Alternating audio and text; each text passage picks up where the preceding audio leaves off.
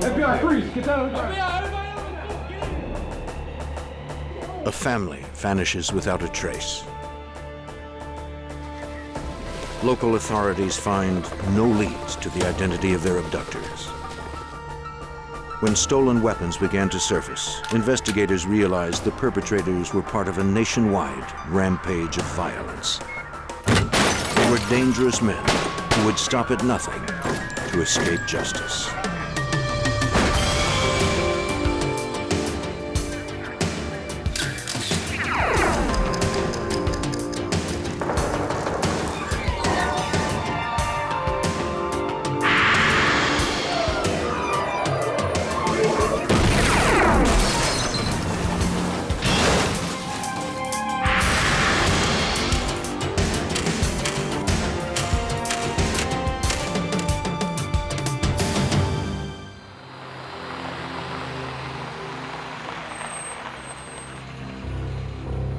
January 1996.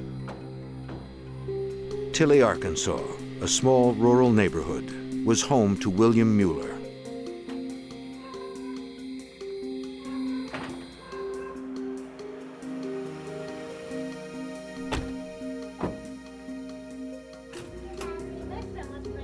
Mueller was a gun enthusiast and self-employed electrician. His wife Nancy homeschooled their 8-year-old daughter Sarah. Returning from a day of work, the Muellers were confronted by 2 men in their home.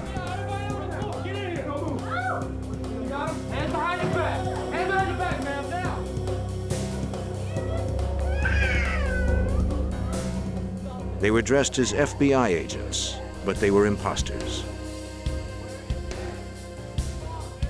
They were after the large supply of weapons and cash that Mueller had in his home. When the 52-year-old Mueller refused to cooperate, the intruders separated the family and tortured them.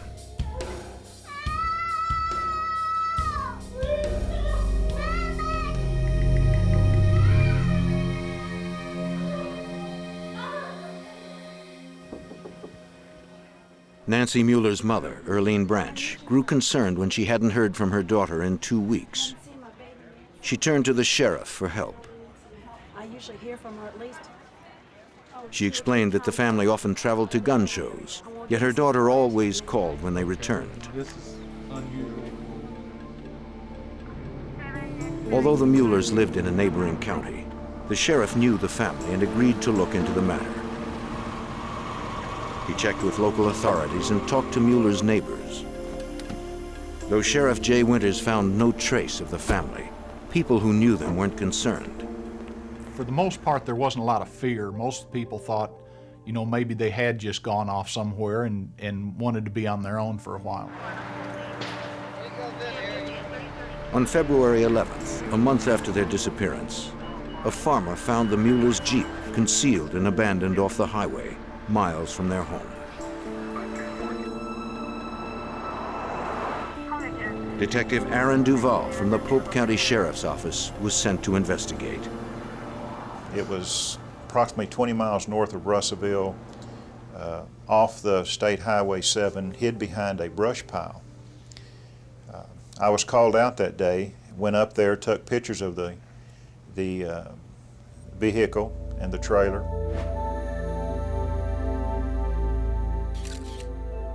Inside the Jeep, Duval found Nancy Mueller's purse. It held her wallet and ID.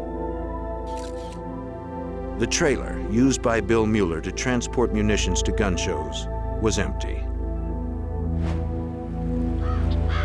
Several more months passed, and the Muellers were still missing. 40 miles from Tilly, an elderly couple enjoyed a day of fishing in a bayou near Russellville. While waiting for a fish to bite, the woman snagged her line. She pulled up an old tennis shoe. A leg bone jutted out of it. Horrified, she cut it loose and went for help. Within hours, search teams combed the bayou organized by Sheriff Winters.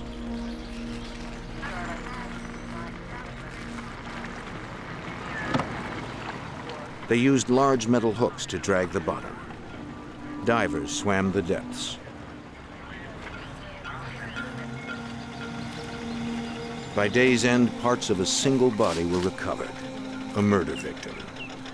The torso had a rock attached to it. There was a lot of tape on it. The head had a bag of some type on it, duct tape around the head. Very disturbing to us because it was obvious, you know, that this was a different type of thing than we typically deal with. It was an obvious execution. It was just some cold-hearted people. Investigators determined it was the body of a small female. They thought it might have been a 6-year-old girl who had been abducted several counties away the previous year. When the clothing and size didn't match her description, another possibility became apparent. It could have been Sarah Mueller. The next day, 2 more partial bodies were found.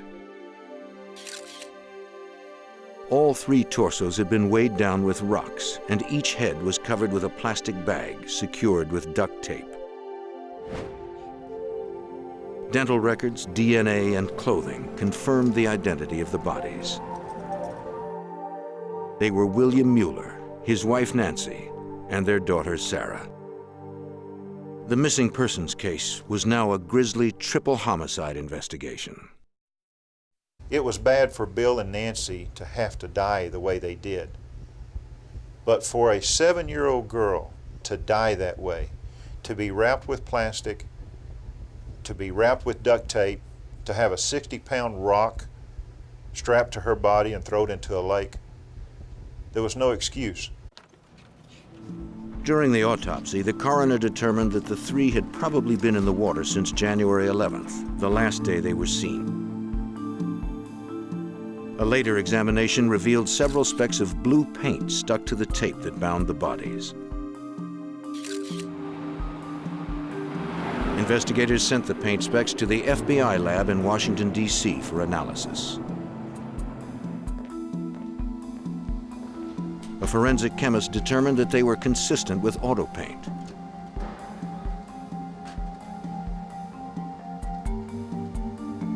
The challenge was to match them to a specific make and model. Using infrared light, the examiner established the chemical composition of the paint. This chemical signature was fed into a computer database containing similar information from every auto make, model, and color dating back to 1934. The results gave the Arkansas investigators their first lead. So we thought that the vehicle that the bodies were transported in possibly was blue. It was determined a particular blue color, metallic blue. The FBI even narrowed it down that it was a General Motors vehicle. Investigators reasoned that they were looking for at least 2 perpetrators. One must have driven the blue car with the bodies in it to the water, while the other followed in the Mueller's Jeep. By the time they dumped the bodies, the Muellers were probably already dead, suffocated by the plastic bags.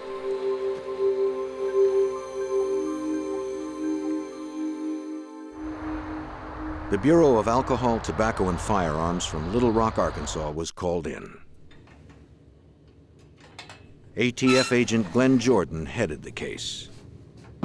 Our jurisdiction lay in the fact that Mueller was a former federal firearms licensee, that his firearms were missing, and the fact that Mr. Mueller and his family had been murdered. The ATF had a complete record of Mueller's gun inventory before he forfeited his federal license. With no reports of gun sales since then, agents figured the missing weapons had been stolen. Our goal was to enter the serial numbers of those firearms into the National Crime Information Computer. In case those firearms turned up later, that would give us a lead to follow in the investigation. Jordan was already familiar with Bill Mueller's name since the family had been the victims of a theft 1 year earlier. At the time of that robbery, Mueller reported $40,000 worth of merchandise stolen, including 5 firearms and ammunition. Since the Muellers had been victims of a robbery and homicide within the same year, agents believed that the family had been targeted by a group who used and sold stolen weapons, perhaps members of an anti-government militia. Come on in, fellas. Investigators returned to inspect the Muellers' belongings. After the family had disappeared, relatives had taken most of their valuable items. The landlord stored the remaining possessions in his garage. They found a Colt .45 gun case labeled with a serial number, but the gun was missing.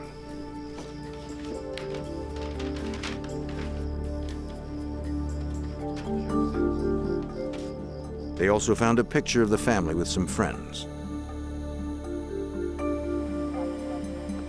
The ATF entered the serial number of the Colt .45 into the NCIC, the National Crime Information Center.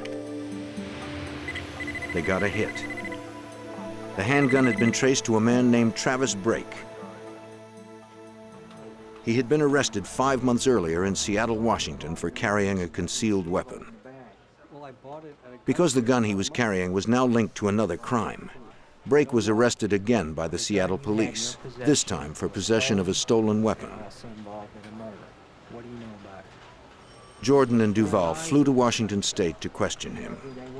Mr. Brake was interviewed and advised the Seattle Police Department that he had purchased this handgun at a gun show in Seattle, Washington, and he described 2 individuals that he had purchased the firearm from, one in particularly that he remembered.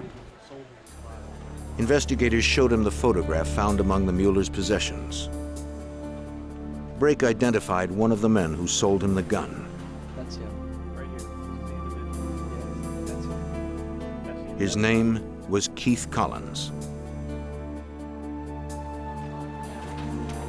Agents asked Bill and Nancy Mueller's friends if they had ever heard of him.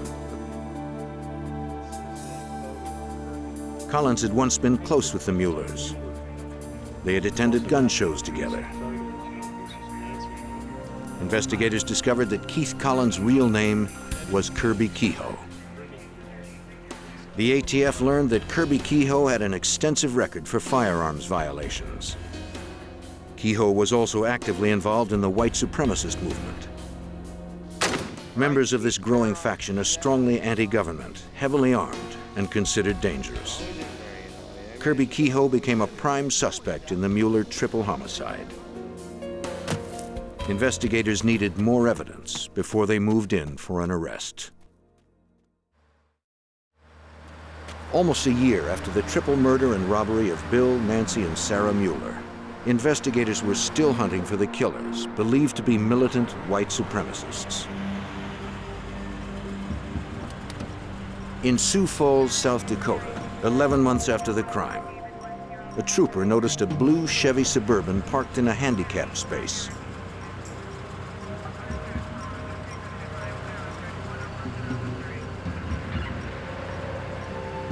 He found a young couple sleeping inside. The man said his name was Sean Haynes. He and his pregnant girlfriend had pulled over to rest for a while. From the bumper stickers on his truck, the trooper believed he was a white supremacist. He asked Haynes if he was carrying any weapons. Haynes showed him 2 guns in the back of his vehicle.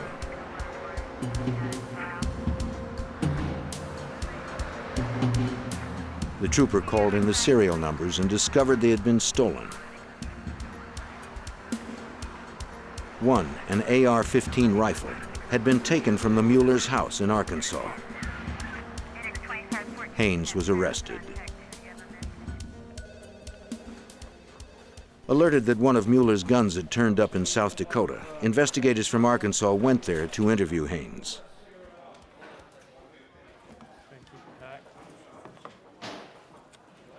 Haynes revealed that he had traded another firearm for the AR-15 rifle at a Washington State motel 6 months earlier. Explain how they got there. The name of the man he swapped with was Chevy Kehoe, Kirby Kehoe's eldest son. Now Chevy was also connected to the Mueller murders. Investigators weren't through with Haynes, though. They took a paint sample from his blue Suburban. They determined that the sample did not match the paint found on the duct tape wrapped around the Muellers. Haynes had nothing more to offer. The investigation turned to Chevy Kehoe, but he was nowhere to be found.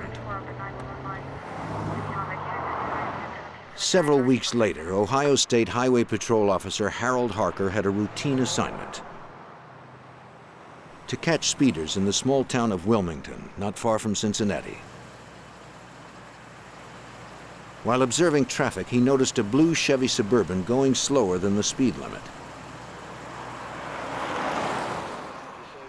Harker, a 25-year veteran who was now retired, recalled how he thought the people inside were acting strangely as they drove by. As it approached, I saw it did not have a front license plate, and as it passed me, the driver didn't acknowledge my presence in any way, didn't look at the patrol car, just kept both hands on the wheel, fixed straight ahead. However, the passenger not only looked at me as he went by, he actually turned in the seat and looked out the rear window to watch me. Harker knew that Washington State required vehicles to have license plates on both front and back. He called in the plate number and followed the Suburban while waiting for his dispatcher to come back with some information. And they returned and told me that the plate apparently did match the vehicle, however it was expired. So at that point I made the determination that once we got into Wilmington where the berms were wider, I would initiate a traffic stop there. Harker's car was equipped with a video camera mounted on the dashboard. A microphone was fastened to Harker's shirt.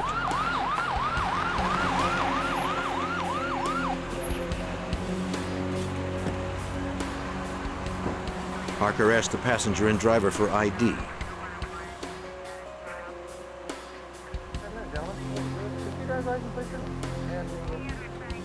While talking to the men, Harker became more troubled. Neither had any ID. The driver was speaking in a very animated fashion, while the passenger looked straight ahead. At this point, I was concerned enough with my safety and so on. I wanted to get the people away from the vehicle, and I wanted to, here again, get them separated, get the driver into my car so that I'm a little more in control of their actions. Let's sit back here with me a second, sir. The driver eventually followed Harker to his patrol car. You say you borrowed the vehicle? You say you borrowed the vehicle? It's actually what I'll tell you what the process is. Okay. When the officer tried to frisk him, the driver quickly stepped back and became defensive. And he actually moved away from me and used the terminology, "I don't want to be violated like that." In 25 years of criminal patrol operations, I had never had anyone use that particular terminology. And that, coupled with the appearance of the two young men, the fact that they had close-cropped military-style haircuts, very clean cut, and the driver had a Marine Corps type cover, I felt comfortable that I was probably dealing with militia personnel at that point. Across the highway, a fellow officer, Deputy Sheriff Robert Gates, saw Harker talking with the driver and turned around to assist him. This was a common practice, since officers often worked alone in rural sections of the state. His whole purpose is to monitor the entire situation. He doesn't get involved with answering questions, giving direction. That's my job. His job is purely to watch and observe. The men told him they were looking for work on construction sites. Harker told the driver that if he or his passenger could not provide identification, their vehicle would be confiscated. The driver attempted to escape.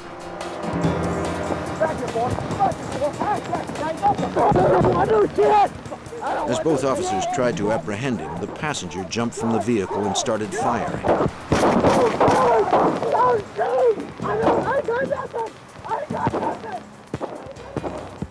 The passenger fled the scene while Harker tried to stop the driver. His arm became caught in the door, but he managed to free himself. The other suspect escaped into the woods. Gates pursued him.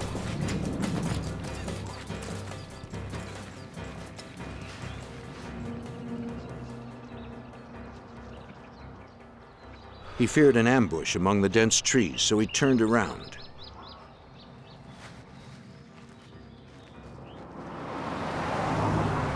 Harker, back at his car with a shot-out tire, called for help. Within moments, the rest of the Wilmington, Ohio Police Department was notified about the shootout. Officer Robert Martin heard the bulletin and then observed a Suburban in an electrical supply company parking lot.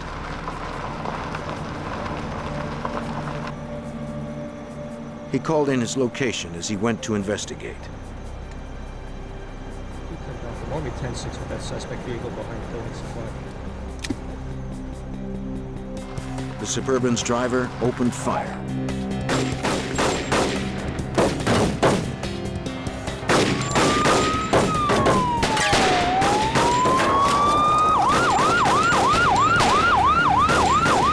Another policeman arrived to assist Martin.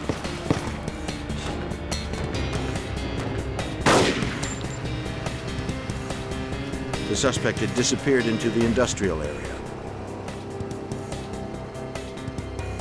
He'd shot 32 rounds. One wounded a bystander. Back at the first shootout site, investigators were trying to piece together what happened and to learn the shooters' identities. Using metal detectors, they searched for shell casings. The entire area was meticulously photographed and all evidence collected. The small town of Wilmington had never seen anything like this. Police mobilized a manhunt for the two armed suspects. The search continued into the night. Reinforcements were brought in from neighboring counties. Police knew the suspects would resort to violence in order to escape. They had to find them before anyone was killed. The suspects in the shootout were still at large. The ATF and Ohio State Police examined the second gunfight location in the Chevy Suburban. The entire crime scene was processed for fingerprints in hopes of determining the shooter's identity.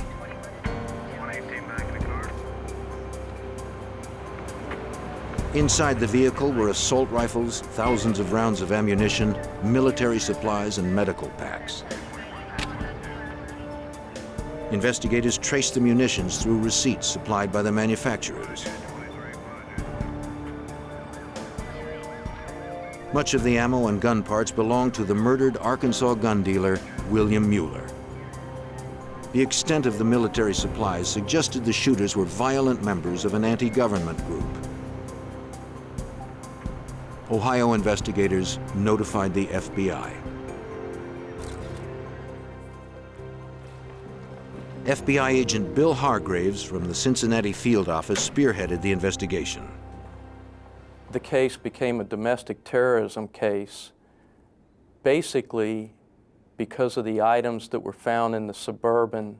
They had numerous weapons, ammunition, law enforcement, clothing and equipment, law enforcement identification.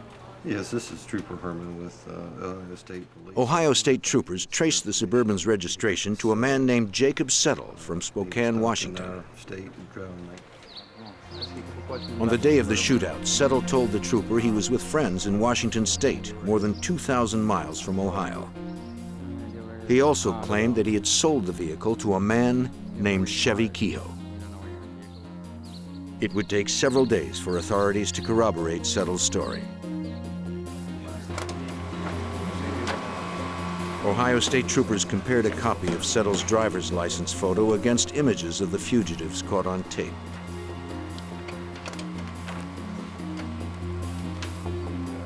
The picture didn't match. The videotape was their best clue. Ohio State Police released the tape nationwide to try to find the shooters' identities.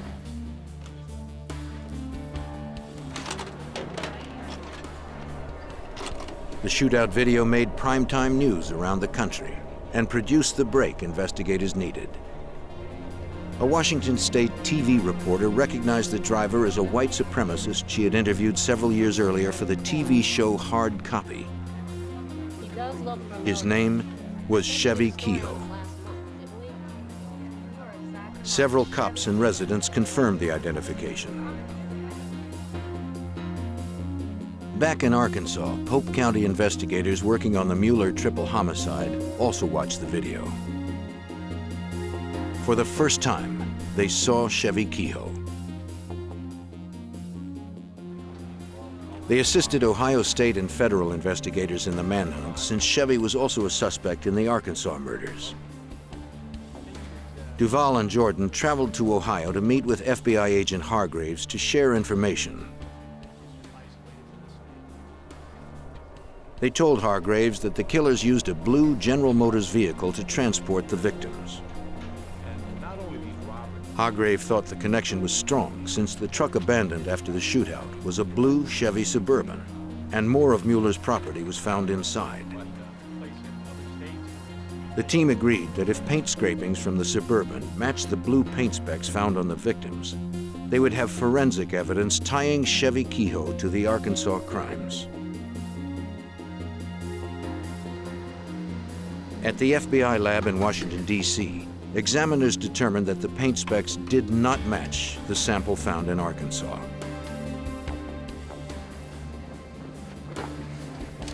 FBI agent Jim Shenandoah was called in, a specialist in tracking domestic terrorists like Chevy Kehoe. We found out that they had engaged in militia-type activities, that they had anti-government views. They were very anti-law enforcement at the time. So it really heightened the security in terms of what these suspects were going to do next. Seeking more information on Chevy Kehoe, a Washington State trooper interviewed his father, Kirby, at his home in Colesville. The trooper asked him if he recognized the men in the video. Kirby did not identify his son Chevy, but he said the second man was his younger son Shane. We found this unusual because the video made it fairly easily to identify the driver, who was Chevy, but not quite as easy to identify Shane. We thought that perhaps there might have been some favoritism for one son over the other. The FBI looked into the background of 23-year-old Chevy and 21-year-old Shane Kehoe. Chevy Kehoe was linked to a variety of crimes. In addition to the 3 murders in Arkansas, he was linked to a murder in Washington State and a murder in, we believe, in Idaho. He also committed a series of burglaries, robberies, and extortions, and also interstate transportation of stolen property. APBs were issued for the Kehoe brothers. On February 18th, investigators picked up the Kehoe's trail in Frankfort, Ohio, 45 miles from the shootout site in Wilmington. A Chevy Monte Carlo was found abandoned in a grocery store parking lot. It had been reported stolen a mile from where the shootout occurred. Authorities suspected that at least one of the Kehoes had stolen it to escape the manhunt. The keys were all the robber had left. Investigators feared the desperate brothers would stop at nothing to escape custody. State police fanned out to canvass the area, hoping someone may have seen one of the fugitives. A mile away at the Lake Hill campground, the Kehoe's path reemerged. Investigators learned that the pair had camped there with their families in an RV, but authorities arrived too late. Just 2 days earlier, the motorhome had pulled out. No one knew if the brothers were on board. The FBI released a nationwide APB for the vehicle. As the weeks passed, people reported sightings of the RV.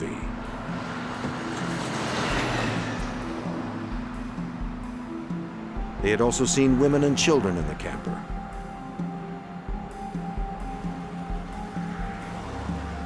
Each time authorities responded, the camper was gone. The Kehoe's trail heated up again 150 miles away in Indianapolis, Indiana, where another stolen vehicle was recovered. Inside, investigators found clothing and a gas receipt signed by Chevy Kehoe, but no trace of his brother Shane. The van had been stolen 13 miles from where Chevy fled the blue Suburban after firing on Ohio officers. The Kehoes were still one step ahead. The trail of plundered cars signaled that the Kehoe's crime spree would not cease until authorities stopped them. We felt early on that if confronted again by law enforcement, that there would be a great probability that there would be another shooting involved and that innocent people would be hurt. Across the country, local and federal investigators were put on high alert. They needed to find the Kehoe brothers before they struck again.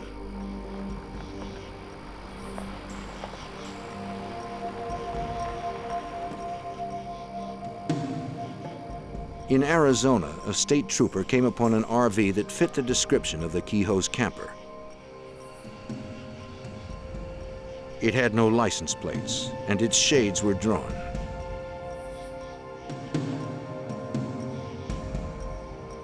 He called in reinforcements. He knew the brothers were armed and dangerous and would shoot to kill.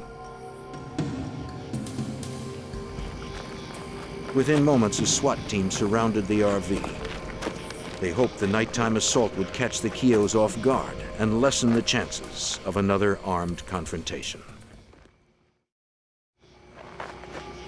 An Arizona SWAT team was on the move to catch the Kehoe brothers, armed fugitives wanted in 2 states for murder and attempted murder. Freeze!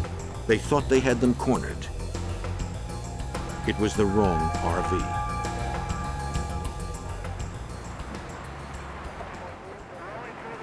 Several days later, a Wyoming highway patrolman found the Kehoe's mobile home broken down and abandoned on a desolate stretch of road. The FBI was informed and asked that the RV be towed into town for inspection.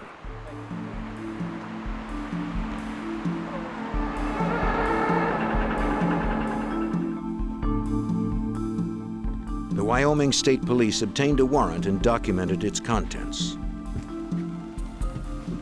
This vehicle, like the Suburban, held a large cache of ammunition, guns, several fake FBI jackets, and U.S. Marshals badges. One discovery stopped the officers in their tracks. Hey, come take a look at this. A box of explosive components, including batteries used to detonate bombs. Fearing a booby trap, the troopers called in the ATF bomb squad.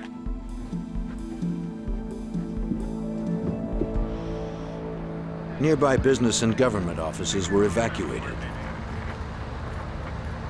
Inch by inch, the bomb squad probed the RV. The thorough investigation revealed no live devices. But the danger wasn't over. According to ATF agent Jordan, the Kehoe brothers had a well-equipped bomb factory, which increased their potential for violence. The bomb-making components that we found consisted of some metal cylinders, several types of chemicals, mixing bowls, hot plate coffee filters, instructions for making homemade blasting caps, quite an assortment of bomb-making components. Receipts on board revealed the family's path since leaving Ohio. They traveled through West Virginia, North Carolina, Alabama, Texas, and Montana before ditching the mobile home in Wyoming. The vehicle offered few clues to the Kehoe's current location.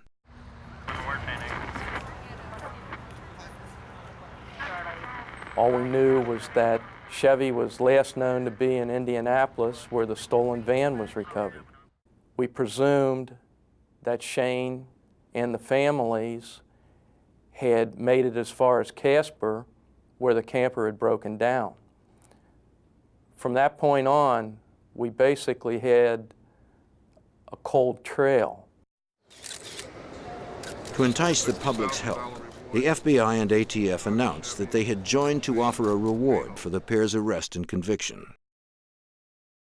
The fact that it was a serious matter involving law enforcement, the fact that they had some affiliation to supremacy groups, and the fact that they were dangerous individuals, we were able to obtain a $60,000 reward for their apprehension. More than 100 tips came in. The local leads were handled by the Ohio State Police, while the FBI and ATF pursued those from out of state.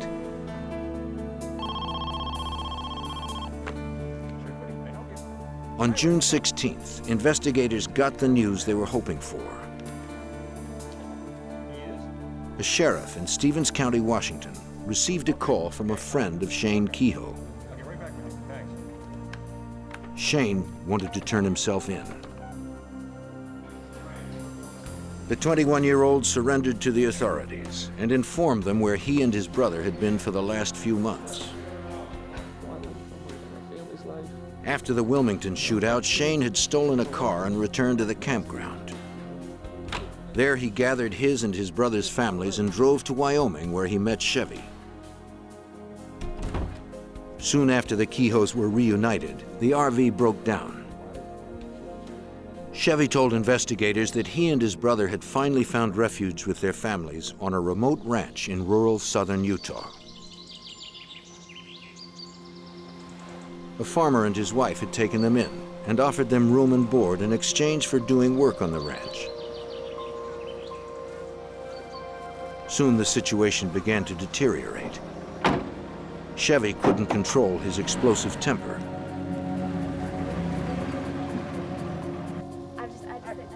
Both Shane and his wife, Tana, grew concerned. Chevy talked of building his own white supremacist order. He thought of killing his wife, Karina, because of Native American ancestry in her family. He even talked of murdering his own parents, Kirby and Gloria, in order to raise his 6 younger brothers with his beliefs. On June 12th, almost 4 months after the shootouts in Ohio, Chevy finally turned his growing paranoia on his own brother. Shane explained to us that they had recently gotten into a fight and that he feared for his life as well as the lives of his family. Shane also told investigators that Chevy had several items in his possession that belonged to the Muellers. Chevy had also admitted to suffocating the Mueller family. Not knowing what Chevy would do next, Shane and his family fled Utah in the middle of the night, driving almost 1,000 miles back to Washington State.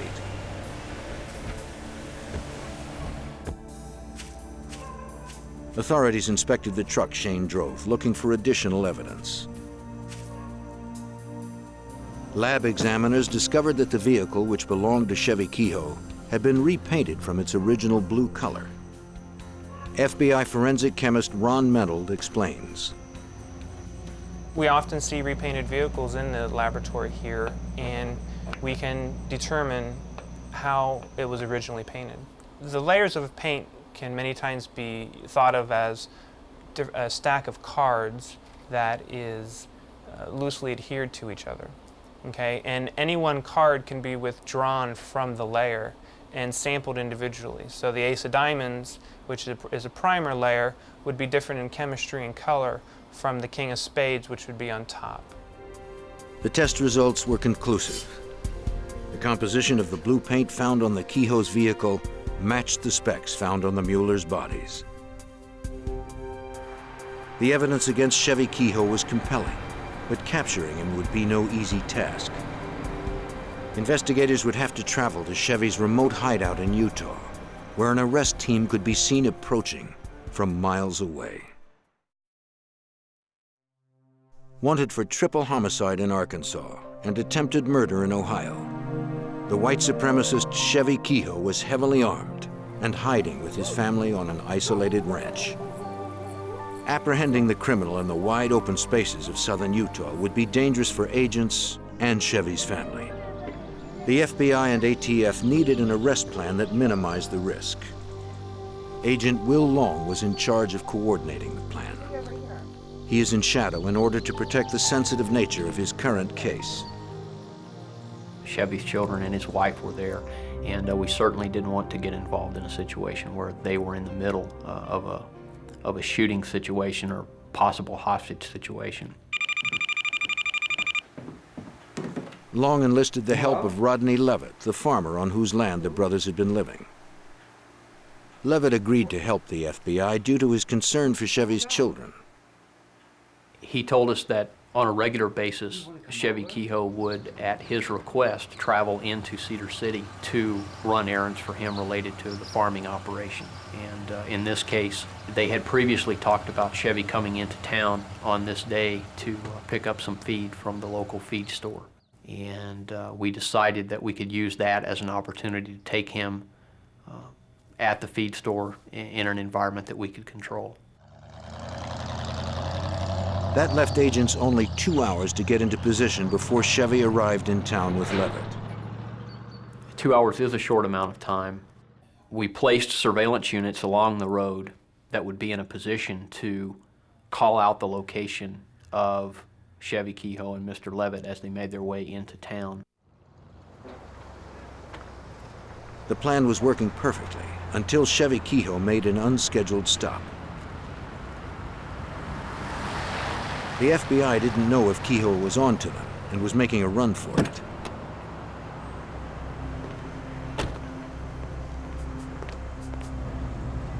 The agent on location radioed in for assistance. He waited for instructions to apprehend Kehoe or get Levitt to safety. For a few breathless moments, no one knew what would happen next. Chevy returned to the truck with a soda.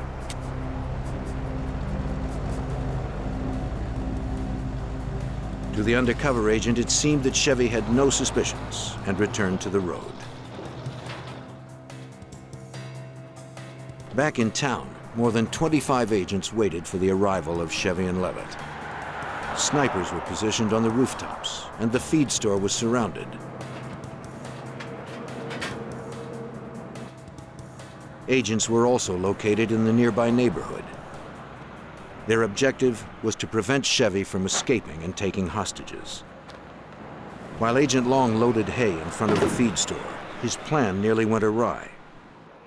As we were listening to the radio, we heard one of the surveillance units call out that Chevy had crossed a landmark that was approximately 1 minute away from the feed store. At that very moment, a farmer unwittingly pulled into the parking spot the FBI was holding for Chevy. Agent Long had a split second to act. Sir, I ran across the parking lot with my badge and credentials in my hand. I told this man that a dangerous fugitive was about to pull into the parking lot and that we were going to arrest him right here, and that he needed to immediately get in his vehicle and get out of the parking lot. The farmer complied, and Long returned to his position.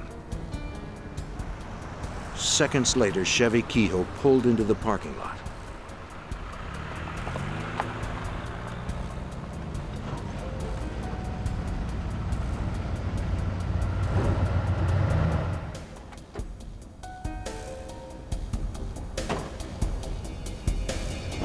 FBI, get on the ground! Get down on the ground! Get down on the ground!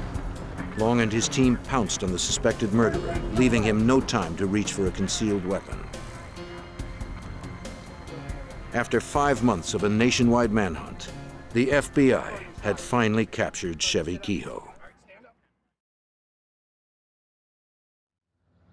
Back at the ranch, there was still the matter of taking Chevy's wife, Karina, and their 3 kids into custody. Once again, Levitt offered his help. Apparently, Mr. Levitt had an injured back, and Karina would routinely come out and open the gate for Mr. Levitt to let him into the property as a courtesy to him because of his injury. To open the gate, Karina had to leave the house, giving agents the opportunity to arrest her. Long hid in the back of the truck with 2 other agents. Just as we anticipated, Karina came out and opened the gate, and as she was looking at the gate and concentrating on manipulating the latch, we jumped out of the back of the truck and immediately searched her and found a loaded 9mm pistol in her back pocket. Get out on the ground, ma'am. Get out on the ground. Get out on the ground. Spread your legs. Spread your arms. Long obtained a search warrant for the Kehoe's trailer on the Levitt property. Okay.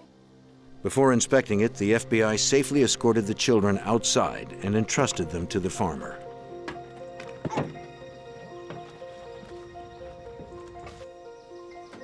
Back inside, Long discovered a well-stocked armory. Chevy Kehoe, anticipating a siege, had stationed loaded guns at every window. With both brothers finally in custody, the pair was transported back east to face 16 state and local charges. Chevy would first be tried in Arkansas on federal charges. With the Kehoes locked up, U.S. Attorney Paula Casey had several months to prepare a solid case. The federal agents and Aaron Duvall, Jay Winters, came here and they laid out the evidence they had of all the various crimes that had been committed. And after we examined everything that was there was sort of this growing realization as we reviewed these things that it was a racketeering case. Placing Chevy's illegal activities under a racketeering umbrella, Casey needed to demonstrate that crimes were committed in order to expand his white supremacist movement. The racketeering statute lets us give a jury the complete picture of what happened. It lets us put that together so that all of the evidence can be placed before the jury for their decision. Chevy Kehoe was ultimately charged with 57 federal crimes, including the brutal murder of Bill and Nancy and their 8-year-old daughter, Sarah. Chevy Kehoe was tried, and following a 3-month jury trial, he was found guilty of racketeering, and as a result of his conviction, he received a sentence of life without the possibility of parole, because in the federal system there is no parole. As for brother Shane, despite his claims of self-defense, he was found guilty of the state charges brought against him. Among them, attempted murder for the shootout in Wilmington. He is currently serving 24.5 years. The reason I think every agency was so cooperative in working on this was just that it was a horrible crime.